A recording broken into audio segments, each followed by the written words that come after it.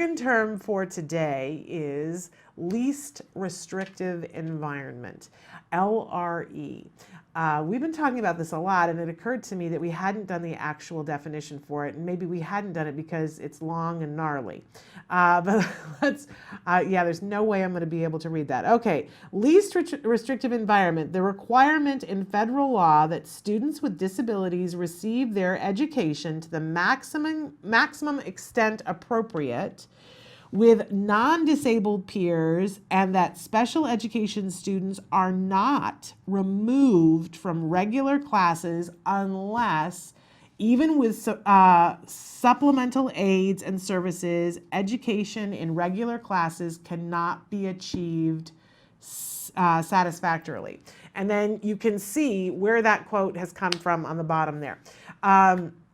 Okay, it's a mouthful, right? But you know what? I got to be honest with you. If you have a school-age child, this is something that you need to have access to, this definition, because it's where things start to get a little bit slippery. So let's journey now to what our working definition is, where I pared it down a lot more. Inclusion whenever possible. All right. So when we have here in the United States, if a child goes to school, according to IDEA, which is the law that we tend to live by, although right now, we covered this story last week in the state of Georgia, there is a test case that is being done against Georgia schools arguing that students who were taken out of a classroom of neurotypical peers, instead of fighting it through least restrictive environment with IDEA, which has had a difficult time winning in courts, they are fighting it through the Americans with Disabilities Act, which is very interesting.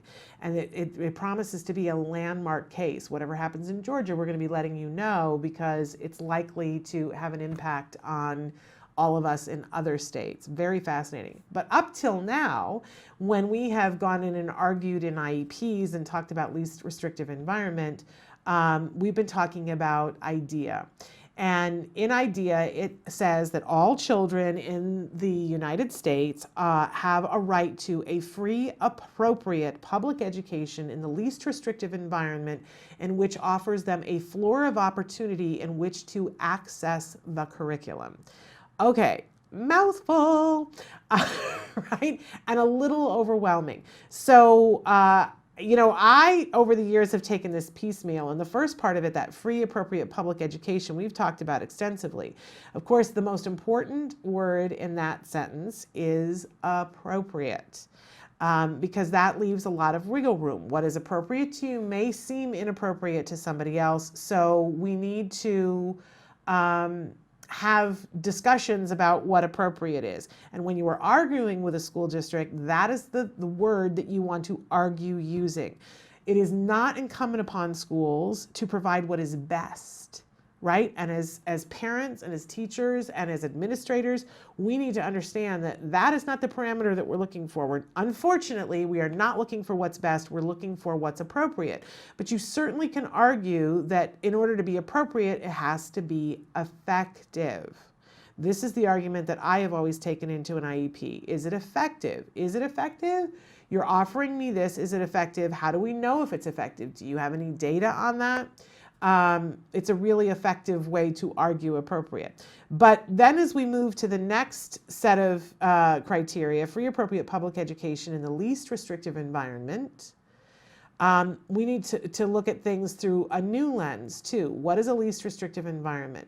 And you can see clearly from the definition that we gave you that comes from IDEA that whenever possible, a student is supposed to be included with their non-disabled peers. So where the wiggle room, and it says in it again, when appropriate. And when you can, except for when you cannot meet the educational goals satisfactorily. So, we want to make sure that being in a classroom with neurotypical peers is something that does not prevent our student from learning and being able to access the curriculum. We also have to make sure that our student being in the classroom doesn't prevent others from being able to access that curriculum, because everybody has the right to have a floor of opportunity in which to access the curriculum. I don't know about you, but if somebody was sitting next to my son and they were hitting him, that greatly has the ability to prevent my child from having the floor of opportunity in which to access the curriculum, right? So we need to be clear on what behaviors a child needs to be able, a student needs to be able to do to be able to access the curriculum and to prevent them from making it impossible for somebody else to access the curriculum.